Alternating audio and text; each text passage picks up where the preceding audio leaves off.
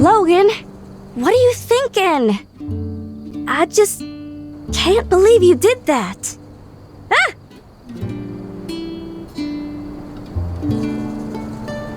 Oh, I didn't see you there. I must have been so worked up. Didn't know. What are you doing here? I ain't doing nothing. Just came out to look at the stars is all. Yeah, I can't believe he'd betray us like that. I hate him. I mean, I don't know, I ain't like hating him really. I guess I'm just so dang mad. I just can't make no heads or tails of it. Why'd he take Matilda? What the heck do you want? Why can't you just talk about it? Where's he now, huh? I want to just go and ask him. I'm just feeling stuck is all.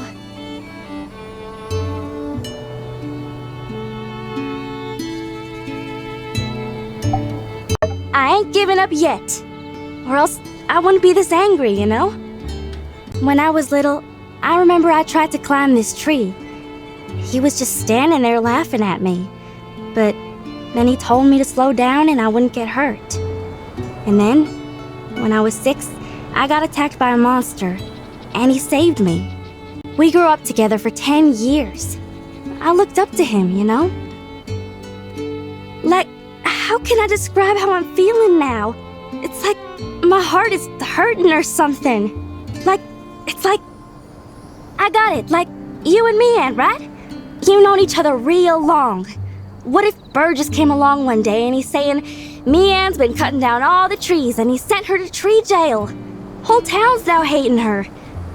Would you still trust her? Right? That's what I'm saying. There's no way you'd abandon your friend.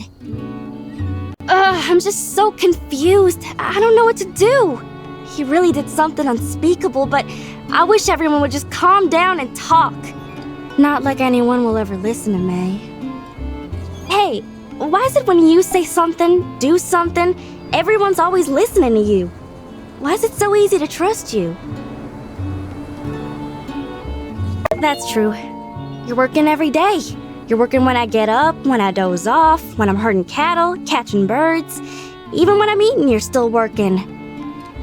You've done so much good for so many folks around here. If they ain't listening to you, they ain't listening to no one. Alright, I gotta prove myself to everyone. Then they'll finally listen to what I have to say for once. Let me see. I don't know, what did we do before? I mean, going to his house was my idea anyway. I really don't know what to do. Think, Elsie, think. Well, I ain't giving up on him. He ain't innocent, but there must be some reason. But I don't know. All I know is I still gotta do some growing on my own. I don't know what to do next. I think I've been thinking too much today. My brain's all used up. People in town, I don't reckon they want my help no more. When I go near them, they think I'ma do a prank or something. They just want to get rid of me. I reckon I'll start with helping Ma and Pa. Alright, I got it. I'ma learn from you. I'm gonna be someone people can rely on. I'ma get serious. Start small, you know? I reckon getting the old man, I mean Pa, to respect me is my first step, huh? Alright, I'm feeling better now. Thanks. Let's head back now, yeah?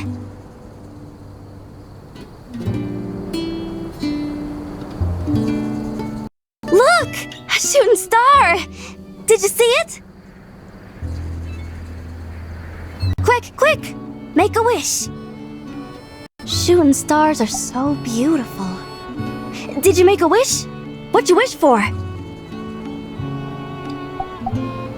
Wow, then I know mine's gonna come true.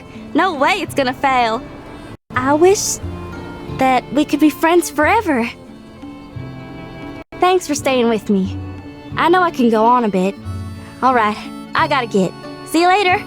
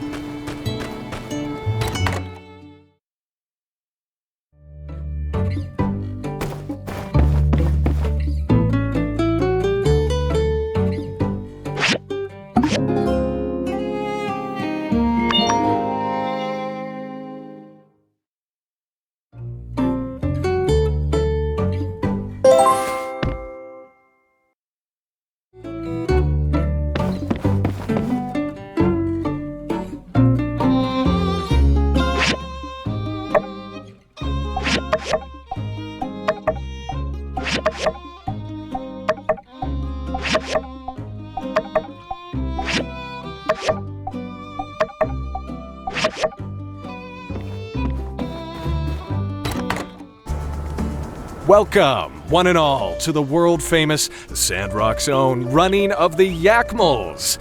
Shout out to City Hall for inviting me here today. Now, I'll bet some of you are wondering, why the heck do we all get together every year to try to bump Yakmels into each other anyhow? It is with great esteem that I shall now honor an age-old tradition and regale y'all with the tale that started it all, the Shonash Clash. Many years ago, the great-grandparents of our very own ranch couple, Cooper and Mabel, were traveling yak-back through the Eufaula, delivering various supplies up and down to the earliest settlers, long before the railways were ever built.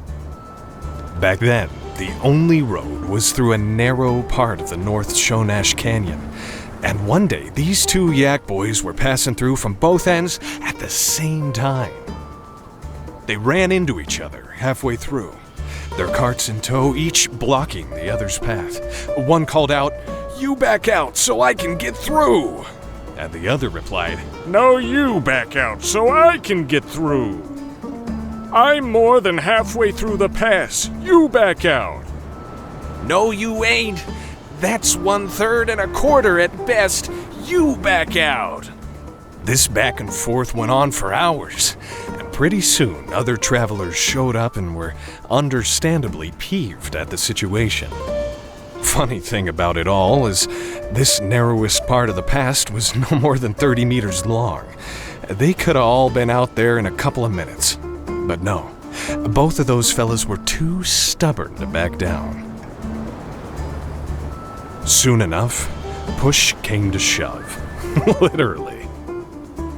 Other folks on Yakback started bumping into our two antagonists, front and back, till it was just bumper yak bedlam.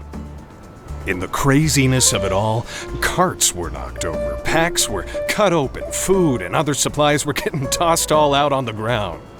Before too long, everyone came to their senses. One person started to laugh, then another, and pretty soon they were all tumbling off their mounts, howling over the absurdity of it all. Here, I'm afraid, is where it gets dark. When they all looked around, they noticed that the two fellas who started this whole debacle were both dead as doornails, both of them with their hands wrung out around each other's neck. In all the chaos, it seemed those two boys really never had let their bad blood quit boiling. The rest of them folks, they all picked up their supplies. It had gotten late. They camped out there at the pass and cooked up all the food that had fallen off the mule yaks and carts and such, conversing all about what had happened. Word spread and, well, here we are, all these years later, still commemorating the event. So all y'all, I invite you to partake in the festivities. Hop on a yak mill, bump into your best friend, and try not to take it too personal if you get bumped yourself. With all that being said, I hereby declare the Sandrock annual running of the Yak Mill Festival begun!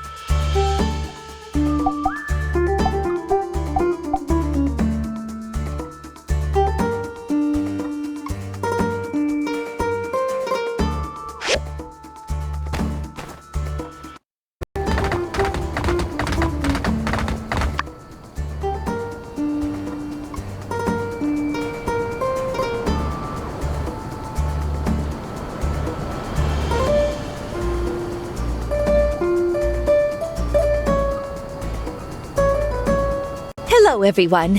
Thank you for coming today. Following that whole kidnapping debacle, Logan's continued evasion of our forces, and I'm sure a lot of you have questions for us. Here to put all your fears to rest is none other than our trusty head of the Civil Corps, Sheriff Justice. Justice, please tell our good people how you plan to work with the specialist to catch Logan, Haru, and that young bandit boy before he gets himself into any worse trouble. Well, Mayor, rather than answering directly, we are ready to deliver a profile. What?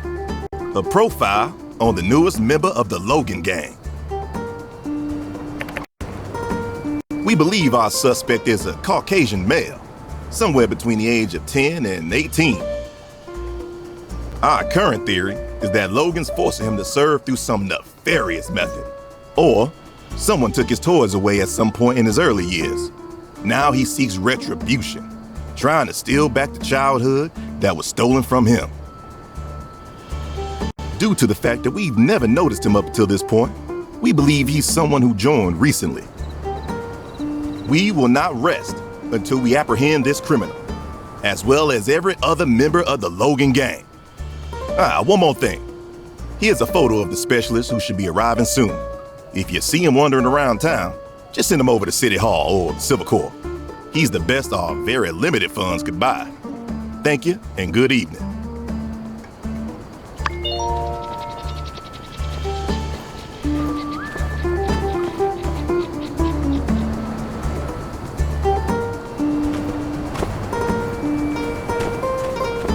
I hope our specialist gets here soon. I don't know how I feel about this specialist. Burgess, my child, please, tell me what ails you. Allow me to put your worries to rest. I really don't think we need a bounty hunter. There must be another way. I mean, Logan breaks a lot of rules, and there needs to be punishment for sure. But he's still one of the flock, right, Pastor? I just remember reading that it's conflicts between people like this that led to the day of calamity. If we escalate, what would Logan do? I just don't want to see anyone getting hurt. Maybe we can still reason with him?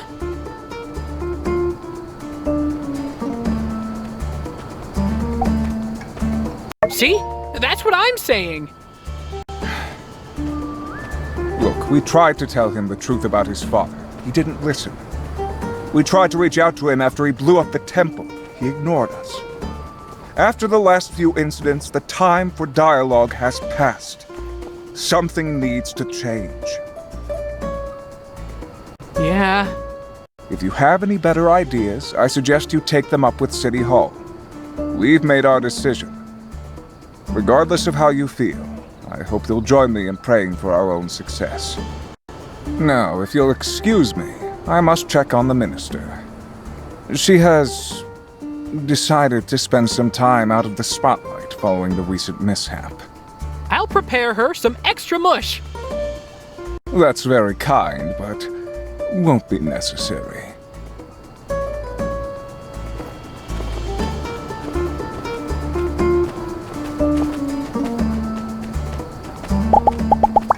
Such a strange holiday. We would never think of doing anything. See ya.